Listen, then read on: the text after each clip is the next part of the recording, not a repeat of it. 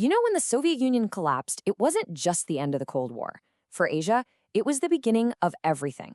A massive power vacuum just ripped across the continent, and that kicked off an era of absolutely explosive growth, dangerous new rivalries, and a frantic search for a new world order. This is the story of how modern Asia was really forged in all that chaos. Okay, so here's how we're going to tackle this. First, we'll look at how the two communist giants, the Soviet Union and China, took wildly different paths. Then, we'll get into China's assertive rise and the new nuclear flashpoints that really put the world on edge. We're also going to cover the economic miracle of the Asian tigers, and of course the meltdown that followed. And finally, we'll see how Asia tried to build a whole new system of order out of the mess. So let's start with this tale of two powers. Back in 1989, both the Soviet Union and China were getting rocked by massive popular protests. Both were at a serious crossroads. But one of them would collapse, and the other would rise to become a global superpower. And the deciding factor? It all came down to their economies. And here's where things really split. The Soviet economy was completely falling apart, leaving Moscow begging for foreign aid and totally open to outside pressure for political reform. China, on the other hand, was in the middle of an economic boom. It wasn't asking for money, it was practically a magnet for it. And that economic muscle gave Beijing the power to crush dissent at home while basically ignoring any pressure from the outside world. And boy, was this put to the test after the Tiananmen Square massacre. For a minute there, the world seemed to pull back in horror, but the lure of China's massive market was just too strong.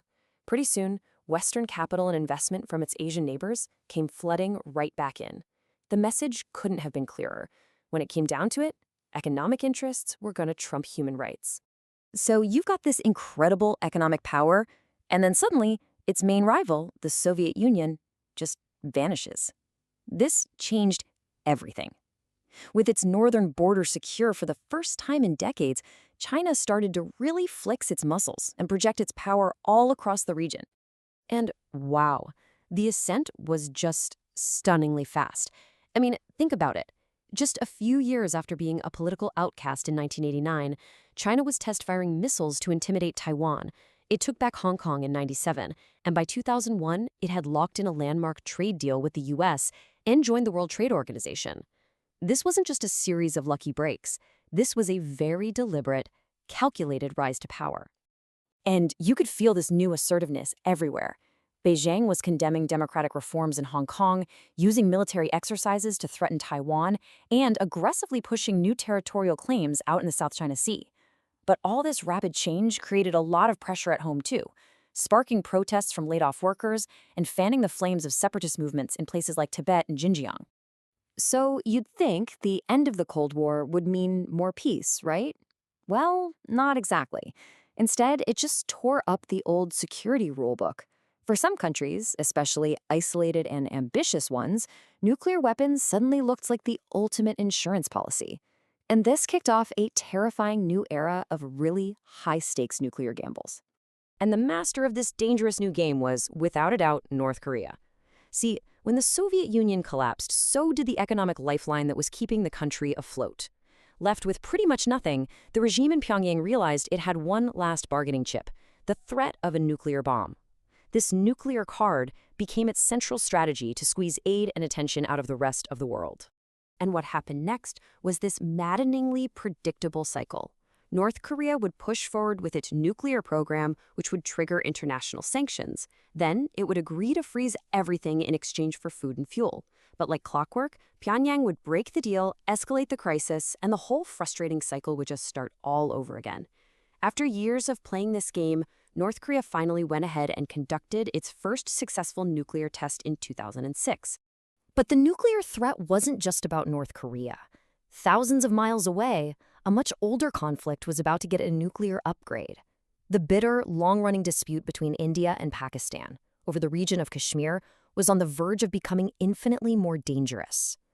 The rivalry between India and Pakistan had been intense since they were both created back in 1947, and it had already led to several wars. But in the 1990s, the stakes just went through the roof.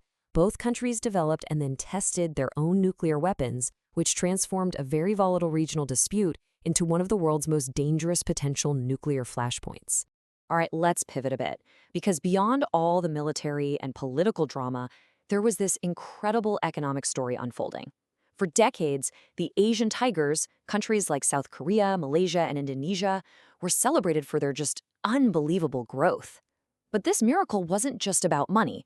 It was driven by a really powerful and, frankly, controversial ideology. This whole ideology got a name: Asian values. And it was championed by leaders like Malaysia's Prime Minister Mahathir Mohamad. It was basically a direct challenge to the West. The argument went something like this: Asia's success comes from its own unique principles, things like prioritizing the community over the individual, respecting authority, and accepting strong state control over the economy. And you know what? For years, as their economies soared, it was really hard to argue with them. But then, 1997 happened. In just a matter of months, the whole miracle came to a screeching halt. A massive financial crisis tore through the region, absolutely shattering currencies, bankrupting companies, and shaking the very foundation of that Asian values model. The fallout from this crisis was just immense, and it led to completely different responses. South Korea, its economy in total ruins, had no choice but to accept a huge IMF bailout, and that came with demands for really painful Western-style reforms. In Indonesia, the economic chaos lit a fire under a popular uprising that ended up toppling the dictator Suharto after 32 years. But Malaysia, they chose a third path.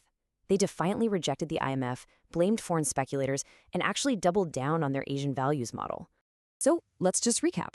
China's on the rise, you've got new nuclear threats popping up, economies are in meltdown. Asia was dangerously adrift. The old certainties of the Cold War were gone, and the continent desperately needed some kind of new framework for stability. This kicked off a frantic search for a new regional order. Pretty much every major player in the region was forced to adapt to this new reality. Japan, stuck in a deep economic slump, started to question its whole post-war pacifist identity. The United States pivoted from focusing on military security to economic engagement, famously closing its massive naval base in the Philippines. And meanwhile, regional groups like ASEAN and APEC tried to step up, hoping they could build new frameworks for cooperation. But here's the hard truth. For all the summits and all the new acronyms, these efforts just failed. The search for a collective security system that could actually solve real conflicts was, as one person bluntly put it, totally ineffectual. The flashpoints, from the Taiwan Strait to the South China Sea, they all remained just as dangerous as ever. So in the end, the post-Cold War era didn't give Asia some new, stable order. What it did was unleash all these competing forces. It created the continent that we see today, dominated by the power of China, haunted by nuclear flashpoints, but also bound together by these incredibly complex economic ties. Asia stood at a crossroads, and instead of choosing one single path, it kind of plunged down all of them at once. The aftershocks of that chaotic journey are still shaping our world, which leaves us with a really critical question. Where do all these different paths lead next?